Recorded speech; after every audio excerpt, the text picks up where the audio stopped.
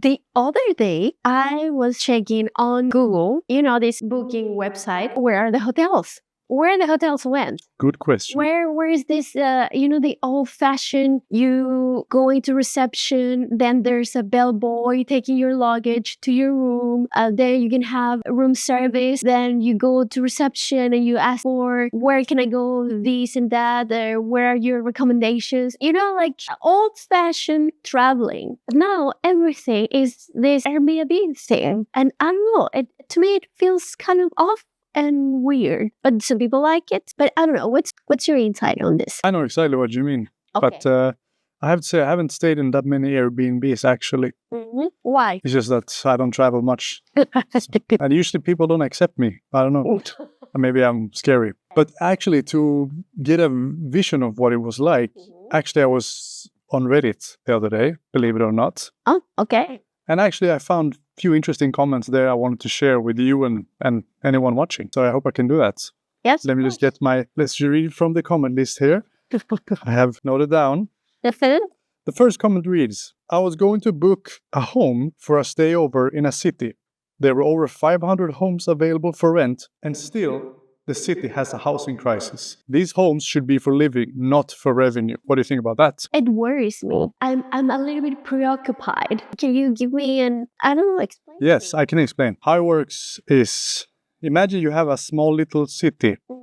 And in the city you have 10 homes. In each home there lives one person, let's say, for facility's sake, one person per home. And now, because there's always going to be a surplus, not everyone has a home. There's always someone living with their relatives or homeless. Okay. So in this case, this city has 11 residents and 10 homes. Imagine now that someone builds a house. They build a new house. If you only had one person without a house, basically the price for the house to buy would be whatever the minimum cost would be to build it, because the person buying it wouldn't have to pay any more. Oh. But let's say now you have a person wanted to move to the city. So you have two people looking at the same house. So you have 12 people, 10 houses, and one house is being built.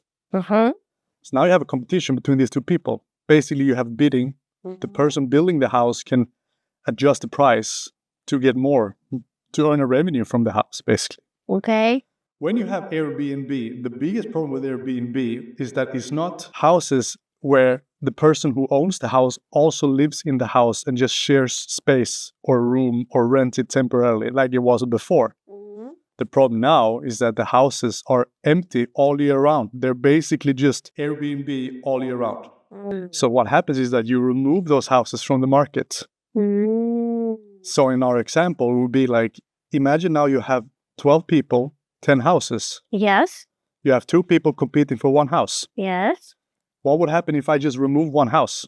Well, you would have 3 people competing for the same house. And then I remove another house. You have 4 people competing for the same house. Yes. Which drives up the prices.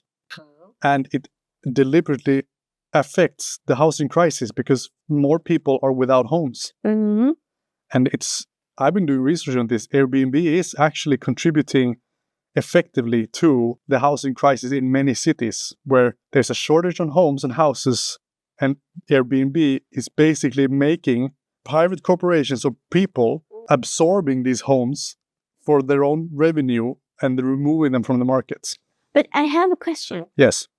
What happened with all the hotels that were before on those touristy cities? Well, there's 2 things. Like they went bankrupt, that they demolished them. Like what happened with those buildings? Well, first they're competing with Airbnb, which is much cheaper. It's harder for them to compete because Airbnb don't have to pay licenses. They don't need certificates. They don't have these requirements as the hotels have.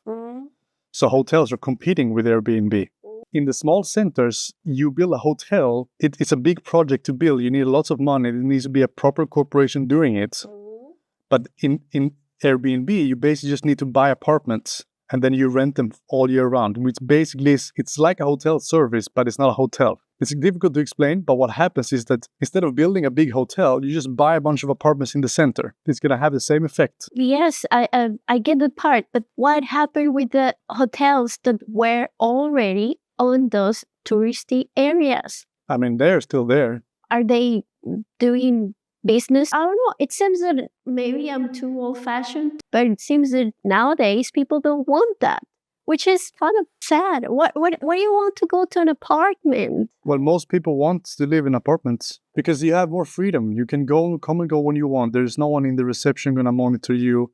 Like, you don't have neighbors that way like you do in a hotel. You know, it's not a shared space. It's just... But it's not a shared space in a hotel anyways. You have your room and there's someone that is cleaning your room. Yeah, but if you, let's say, if you want to make a mess, I mean, if you want to have a party, it's difficult to do in a hotel, but it's much easier in apartments. Is it? Yeah. There is a relevant comment on this, actually. Let me read the next comment. Okay. We used to live in an old town center with very nice neighbors. Gradually, the apartments around us turned into Airbnb one after the other. Eventually, we were the only ones left living there permanently. The whole neighborhood turned into a party zone. That's one disappointed user on Reddit writing that. What do you think about that? My sincerely condolences. But also the thing is, hotels are usually placed scarcely throughout the city, and it's concentrated onto one, what it is. But Airbnb apartments, what happens is that these areas, in Sydney, for example, they had a problem with one of the zones was overtaken by Airbnb apartments, which basically removed permanent residents from this neighborhood. Because everyone is now temporary residents because of Airbnb. What happens when you remove permanent residents from a neighborhood? You lose schools, close, you don't have libraries, like anything that permanent residents needs just goes away because there's no permanent residents there. So the people still living there had a huge problem. Damn it. Do you know the story of Airbnb, how it started? No, actually I don't. It would be interesting if you enlighten me. Well, I don't remember the name of the founders, the two guys from the US, of course. And as far as I know, they were struggling with rent. That's the irony, right? We're talking about like beginning of 2000s, like 2006, 7, 8, probably. So they came up with this idea on renting a mattress. That's how they started with the idea, as far as I know. And apparently, the first years, they were struggling. Like, they had to invest everything that they were, all the profit that they were getting, they were investing again in ads. Because the concept of, going to a stranger's house, it was still like, not many people like that idea, you know? Yeah. But yeah, so that's how it started, which is interesting, ironic. They were struggling with rent, and now they are just taking control of the rent. But I think it shows the principle of Airbnb. The foundation idea was someone can share their space, meaning someone lives there full time, and they have a spare room, or they have a shed out in the yard, or whatever. But now it's not like that. Now it's entire homes staying vacant for a whole year round. So what happens is that those homes on Airbnb before were homes people lived in. But now Airbnb basically took over those homes and, in a way, kicked out owners because there's no one living there anymore. So they're like ghost homes. But I have a question. How is it a company can buy many houses? It's not Airbnb buying them. It's different companies buying them. But it's just they're doing it under the Airbnb market. Or they buy the home, then they put it on Airbnb, and that's how they earn their money. So Airbnb is the main source of revenue. So it's just someone buying a house and then putting it on Airbnb. So if Airbnb went away, they would not earn money from it. But do you think that they are in cahoots together, like real estate companies with Airbnb? And majority of the homes on Airbnb, I think it was over 80%, are owned by corporations. So it's no longer people sharing their space. That's my point. It's someone buying a home and then using it to earn revenue, which is okay. But the point is that now that home is away from the market. Now no one can buy it anymore. So if you have families looking for homes, if 20 years ago there were 1,000 homes available, now they only have maybe 10 available.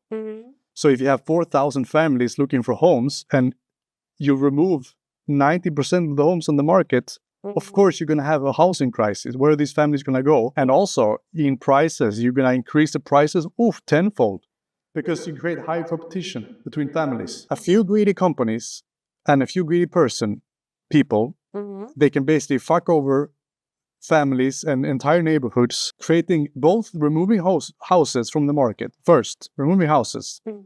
Then secondly, they spike the prices for the houses that exist. They drive up the prices, which means that families lose more money buying homes. And then these motherfuckers who earn this money, who buy the house in the name of Airbnb, they spend their money abroad. They don't spend it locally. No.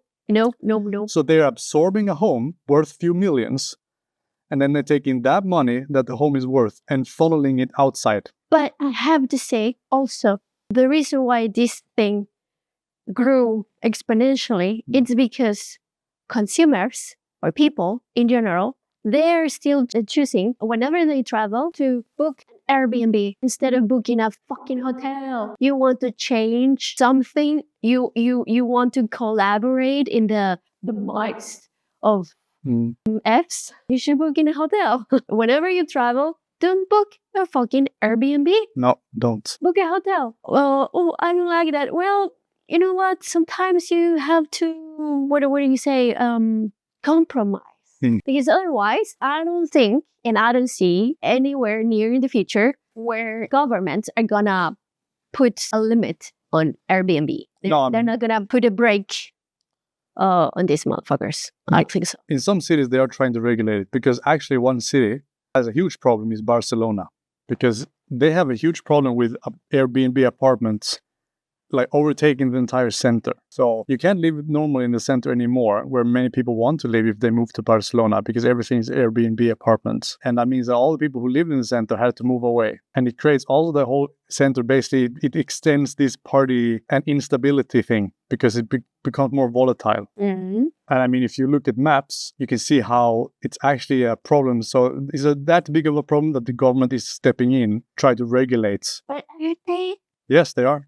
They're putting, now if you want to open Airbnb in Barcelona, you need to register it as a hotel. So you fill the requirements and the licenses and certificates and all these things that hotels have to do. But because Airbnb is so, how do you say?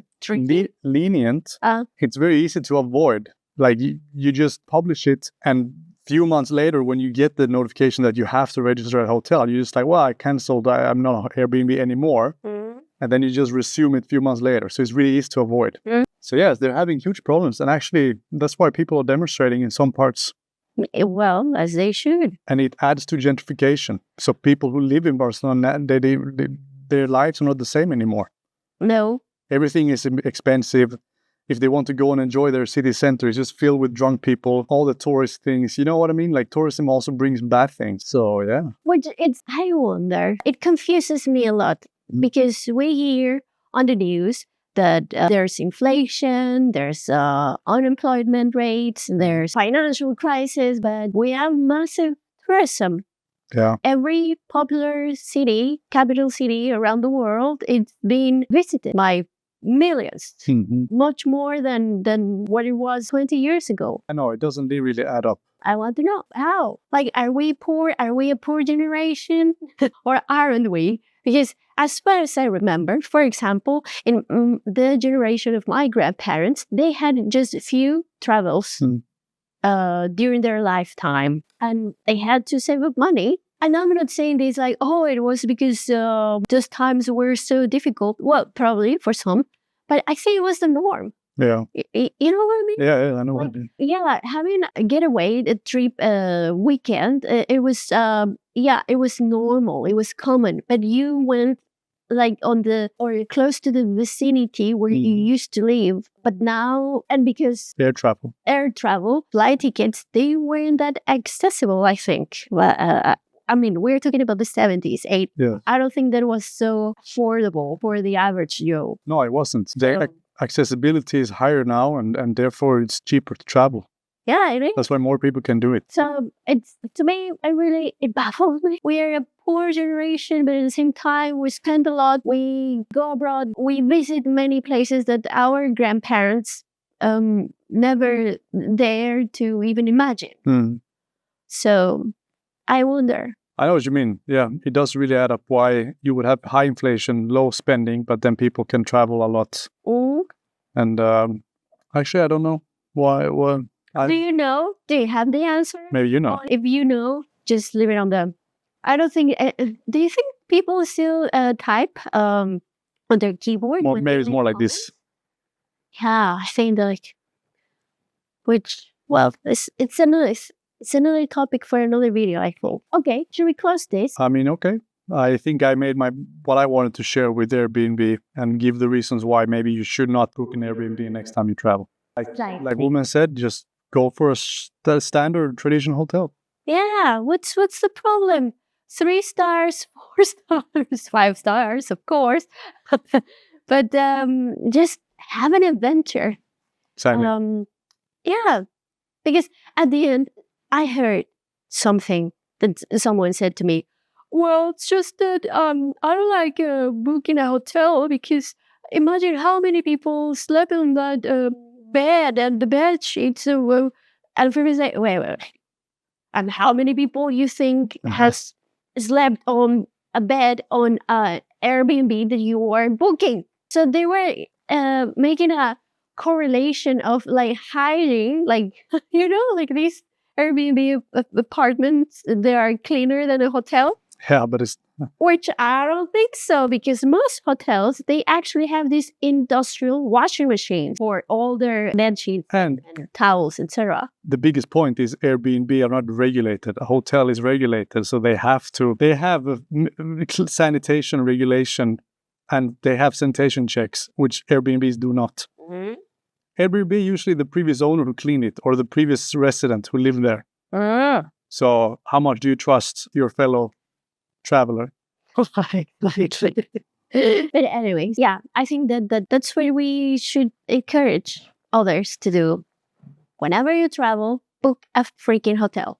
Or I don't know. What do you think? What do you think? Do you think that it's not lives too old fashioned for Not- generation? I don't think that's old fashioned. That's just being not contributing to the problem. I mean, the hotel buildings are there for a purpose, for a reason. Use them. Yeah. That's it. Or a hostel. Or a hostel. But be careful. Otherwise, you can end up like Hostel movie. Have you watched it? You know Be careful. what happens in that movie. Oh, I can show you later. Okay. Thank you for watching.